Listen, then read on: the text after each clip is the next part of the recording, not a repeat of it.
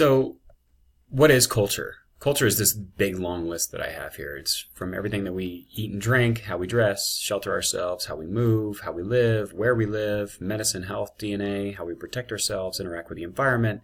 It's our values, our norms, what we believe in, how we interpret the world, how we communicate, the technology that we produce, the material culture that we use, the process of becoming ourselves, and it's who we are. Now, the problems with studying culture is really bias. And the big questions here are, what is it? Who has it? Who teaches it? Why do we have it? Does bias serve a purpose? Can we get rid of it? Can we completely remove our bias? And what happens if we do remove our bias? So this gets into some of these ideas that we've been talking about as students for a long time. And one is objective. What is objective? Objective means true or real. And then really in anthropology, the question is, can we actually be objective? If we are all humans and subjective beings with opinions, even though we might think that we're going off of science or some truth, truth tends to be an overall agreed upon subjective idea, or cultural construct of what is true, right? Good and bad are cultural constructs. So ultimately, human beings are subjective. So in anthropology, if we can't actually be truly objective, which is tell the total truth, then what can we do to provide information to the outside world or pertinent information for humans? The idea of being objective is basically a fallacy, right? If I tell people, whoa, this is true. Well, is it true? Again, the only reason why the sky is blue when there's no cloud cover is because somebody told me that it was blue. This is a cultural construct of colors, right? Is that truth? Well, it's truth to this culture. If I go to another culture, they may have a different term for it. They may just call it lighter, darker. These are all cultural constructs. So for me to then say, no, but this is that, now I'm getting into my objective view of their subjective reality, which is not good anthropology work. Subjective. It's what we all have. It's what we use. It's not factual necessarily. It can be our interpretation of facts or so-called facts, but it is subjective. This is our opinions. It does have bias in it. As much as I like to remove all bias out of those things, if I go to a culture and I start to study them, I am still putting my cultural training or my anthropology, which was taught in America with certain language. It has bias ingrained. How do I remove that from my fieldwork? You can't. So ultimately, I am a subjective individual doing work with subjective individuals. Well, how do we get to the closer version of truth or a relative story for people? And that's what we call the inner subjective. So Michael Jackson, not that Michael Jackson of the Jackson 5. Michael Jackson is an anthropologist. He wrote a great book on the subject of intersubjectivity, which is the ability to understand others' perspectives through subjective dialogue. This goes back to Hegel's dialectic. If somebody says something and I try to clarify or come up with a different version of that thesis, then we should synthesize that information to become some version of agreed upon reality. Okay, so if we can get to that point when we study individuals to get to an agreed upon reality, now we are doing our job as anthropologists and we're getting to what's called the intersubjective. It is using dialogue, conversation, logic, and reason. But again, these are working through the process of dialogue and conversation and get to be honest, the dialectic or the intersubjective perspective. Ethnocentricity. This is super important when we talk about anthropology. It was what anthropologists like Morgan used in the past, which is judgment and comparisons. And simple things like this would be, they talk funny, their food smells bad, they look funny, they dress weird, they have a weird church. This is different or this is weird. Even the term interesting. Ethnocentrism is something that people do when they are not educated or don't have an understanding of anthropology, right? We're taught to a certain degree as kids to differentiate different behavior or different things as being weird, bad, not normal. And this gets into all kinds of issues that our society has. But as anthropologists, our goal is to eliminate ethnocentrism or ethnocentricity. When you go to a foreign country, saying those things and behaving in that way is not going to make for a good anthropologist. And this goes to going and visiting Native Americans. When I go to the Navajo reservation, not everybody dresses the way that I do. Not everybody looks the way that I do. If I have some preconceived judgment of ideal types of what everybody should look like and dress like, that is not going to make for good anthropology. It's going to put up a blockade, a barrier from them in terms of giving me information and whatnot. And it's just not being a positive, understanding human. Remember, the goal here is this, and the idea is that we do not pick who we are born to, what color we are born, where we are born, or when we are born. We are born and have to deal with the enculturation that is around us. That is to say, somebody born in Mexico City in the slums did not pick to be born there. So us judging that individual for being the way that they are, being raised by the people around them, does not make sense. It is not logical. It is not rational. So again, this is ethnocentricity, is the idea that we take our bias from our culture and judge or apply that bias to others. Okay? Now, how do we get around that? We do what Franz Boas preached, which is we get to cultural relativity.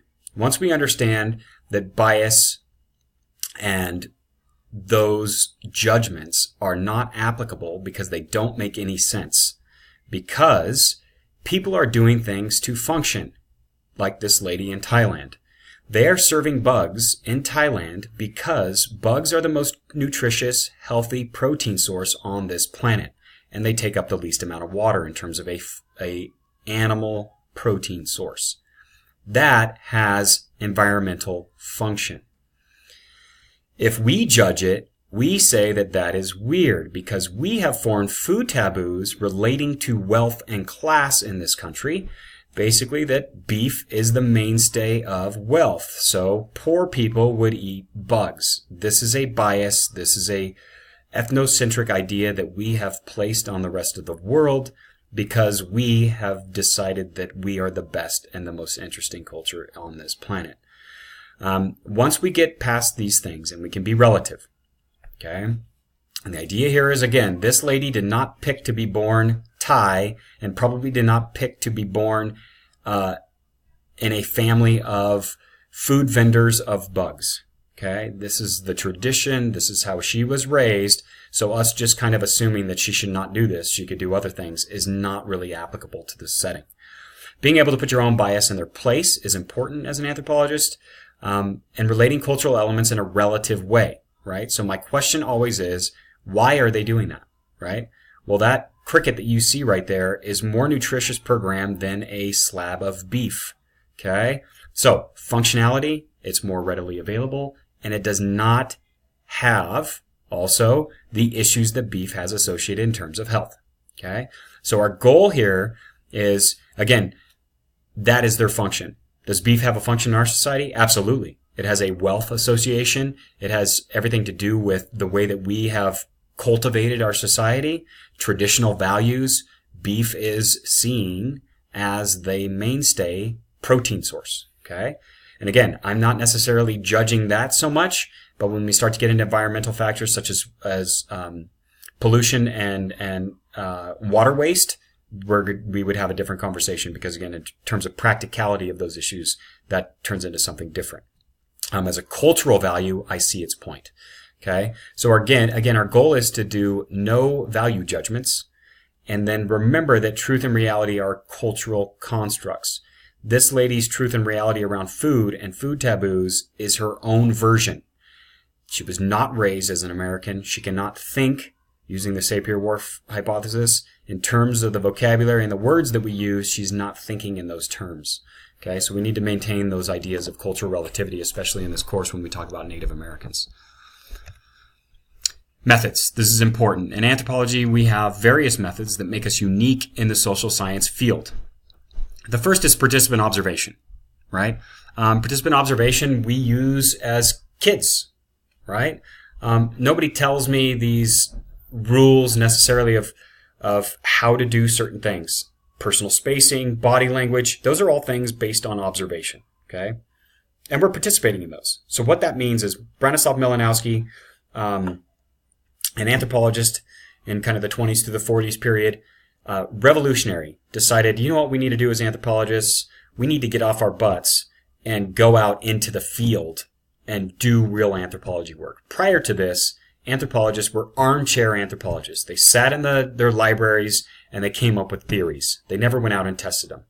Malinowski believed that we needed to do participant observation, which is go out in the field and participate. It's not enough just to go out and take notes, okay? Like many of the missionaries were at the time when they went into the South Pacific or anywhere they went, they would take notes on the natives, but they would not participate. They would not eat their food. They would not do the ceremonies with them. They would not dress like them. They would not learn their language. Okay? This is very different in anthropology. You're going to participate, you're going to observe while you participate, and you are going to write those things down, document. Okay? Now, rapport. Rapport is that idea of gaining trust, becoming valuable with different individuals, right? And really it is trust. If you jump in and you go to study a culture and you start eating their food right off the bat, they give you food, you eat it, you are building rapport. If you say, ew, that's gross, or I can't eat that, your rapport is going to be hindered, okay? And food is usually one of those first tests that culture give you. If you go and you are exposed to this and you don't do what they offer you, rapport is going to be harder to gain. Okay, gift giving and exchange gets interesting.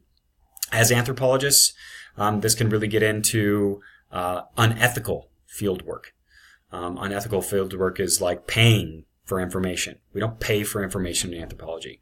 When I talk about gift giving and exchange, I'm talking about the ideas of knowledge and information.